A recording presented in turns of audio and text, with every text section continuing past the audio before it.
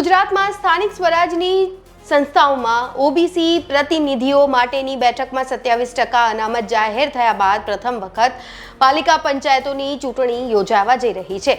ભાજપે પોતાના ઉમેદવારો જાહેર કર્યા, તેમાં ઓબીસી જ્ઞાતિના ઉમેદવારોને તેમાં કેટેગરી ઉપરાંત બિન અનામત બેઠક પર ટિકિટ છે એ આપવામાં આવી છે।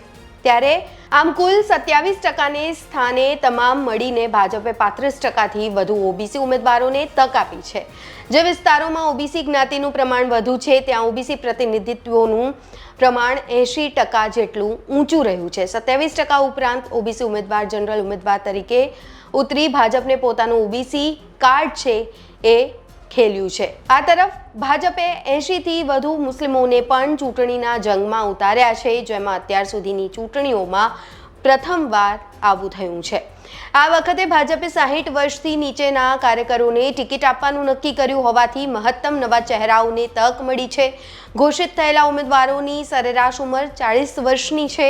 મહિલાઓને કાયદાથી પ્રાપ્ત 50% અનામત મુજબ તેટલી જ બેઠકો છે મળી છે। ભાજપે ચૂંટણી ભરવાના આખરી દિનના એક દિવસ અગાઉ જ પોતાના ઉમેદવારોની યાદી જાહેર કરી। ઉમેદવારોની યાદી મોડી સાંજ સુધી ચાલુ રહી હતી।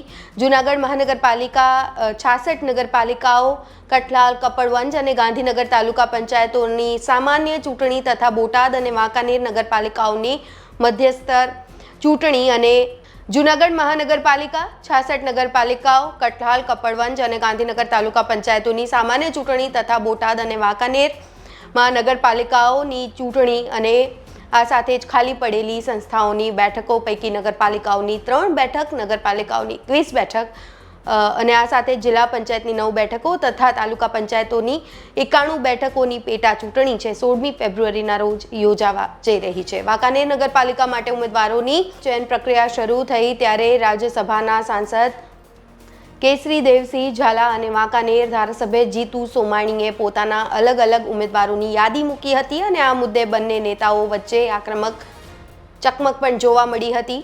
ત્યારે મુખ્યમંત્રી સહિતના નેતાઓની હાજરીમાં બંને એકબીજા વિરુદ્ધ શાબ્દિક ટીકા ટિપ્પણી કરતા પણ જોવા મળ્યા હતા।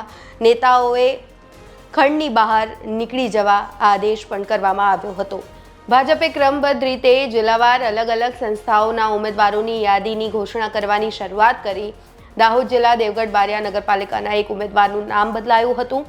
અગાઉ વોર્ડ 4 અને જાહેર થયેલા નિમેશ જોશીના બદલે વિશાલભાઈએ ઉમેદવાર જાહેર કરવામાં આવ્યા હતા। વિશાલભાઈને ઉમેદવાર જે છે એ જાહેર કરવામાં આવ્યા હતા। ત્યારે અલગ અલગ પ્રક્રિયા છે એ જોવા મળી અને ગુજરાતમાં પણ આ દિવસ છે ખૂબ જ હેપનિંગ પણ રહ્યો હતો।